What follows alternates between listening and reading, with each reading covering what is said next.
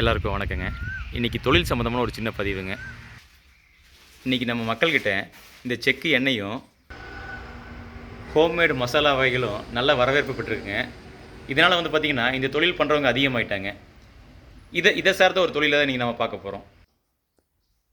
இந்த பதிவு பார்த்திங்கன்னா சிறிய முதலீட்டில் நல்ல லாபகரமான எந்த தொழில் பண்ணலாம் தான் சொல்ல போகிறேங்க.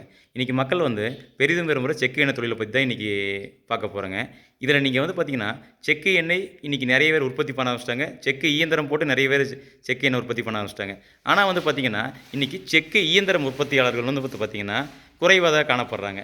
செக்கு இயந்திரம் உற்பத்தி பார்த்திங்கன்னா நல்ல லாபகரமான தொழிலுங்க.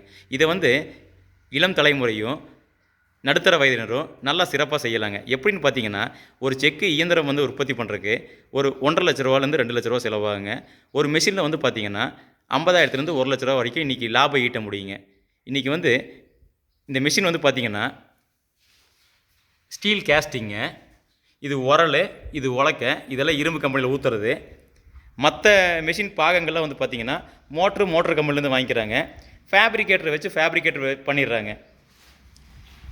இந்த இயந்திரம் பார்த்திங்கன்னா பெரிய டெக்னாலஜிலாம் கிடையாதுங்க. எல்லாமே நார்மல் இயந்திரம் தான். நீங்கள் இயந்திரம் ஓடுற பக்கம் பார்த்திங்கன்னா உங்களுக்கே ஒரு சுலபமான வழி கிடைக்குங்க.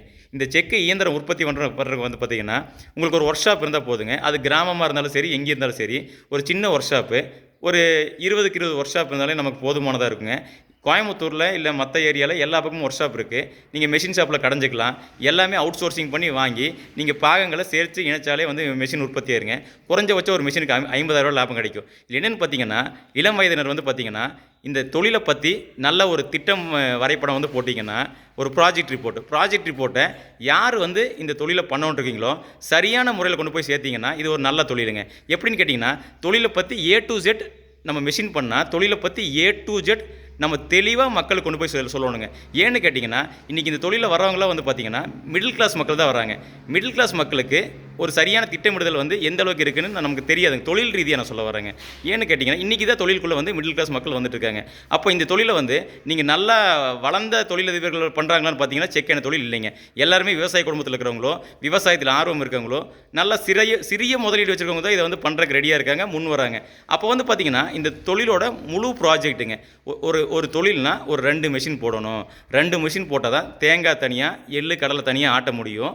இதே மாதிரி மரச்செக்கு போட்டு மரச்செக்குலேயும் நம்ம 3 எண்ணெயும் ஒட்டுக்கா ஒரே மிஷின் போட்டு ஆட்டினோம்னா அதோட சுவையும் நிறமும் எல்லாமே மாறுபடும். ஸோ இந்த தகவல் தொழில் பண்ணுறவங்களுக்கு நம்ம மிஷினை பண்ணி கரெக்டான தகவல் சொன்னீங்கன்னா உங்களுக்கு நல்ல தொழில் வாய்ப்பு இருக்குது. அதாவது தொழிலை நாம் எத்தனை பேர்த்துக்குள்ளே வர வைக்கிறோங்கிறது கிடையாதுங்க. சரியான நபருக்கு சரியான தொழிலை கொண்டு போய் சேர்த்தி அவங்க முன்னேறி வளர்ந்து பணம் சம்பாரிச்சாதான் அந்த தொழிலுக்கான சிறப்பு உண்டுங்க. ஏன்னு கேட்டிங்கன்னா இன்றைக்கி நிறைய பேர் தொழில் ஆரம்பித்து தொழிலை விட்டு போகிறவங்க இருக்காங்க. அந்த ஃபெயிலியருங்கிறது ஏன் வருது, எதனால் வருது? ஏன்னா ஏதோ ஒரு ரூபத்தில் பார்த்திங்கன்னா கொள்முதல் பத்தலை, நமக்கு வேலையாட்கள் சிரமம், இந்த மாதிரி நிறைய இன்வெஸ்ட்மெண்ட் ஆகுது, இது தெரியாமல் நம்ம வந்துட்டோம், இதில் ப்ராஃபிட் கம்மியாக இருக்குது, மார்க்கெட்டிங் பண்ண முடியல, இந்த மாதிரி விஷயங்களாக இருக்குங்க. நல்ல தொழில் தாங்க, உண்மையாலுமே அருமையான தொழில். ஆனால் பார்த்திங்கன்னா சரியான வழிகாட்டுதல் வேணும். சரியான வழிகாட்டுதல் யார் காட்ட முடியும்?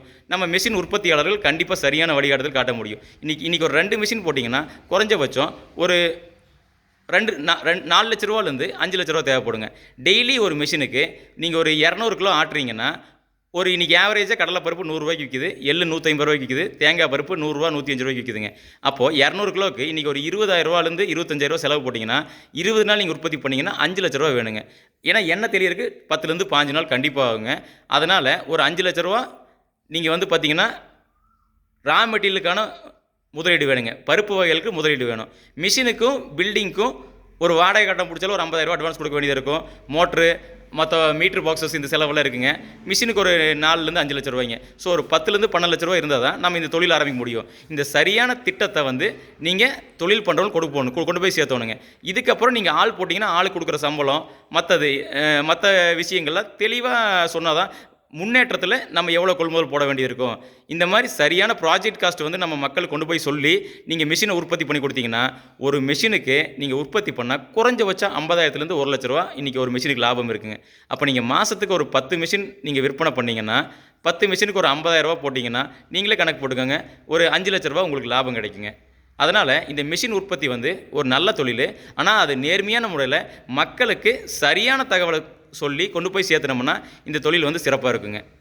அதனால் செக்கு இயந்திரம் உற்பத்தி இன்றைக்கி இளைஞர்களுக்கும் நடுத்தர வயதினருக்கும் நல்ல அருமையான தொழிலுங்க. சிந்திச்சு பாருங்கள். எதுவும் தகவல் வேணால் சொல்லுங்கள். நன்றிங்க.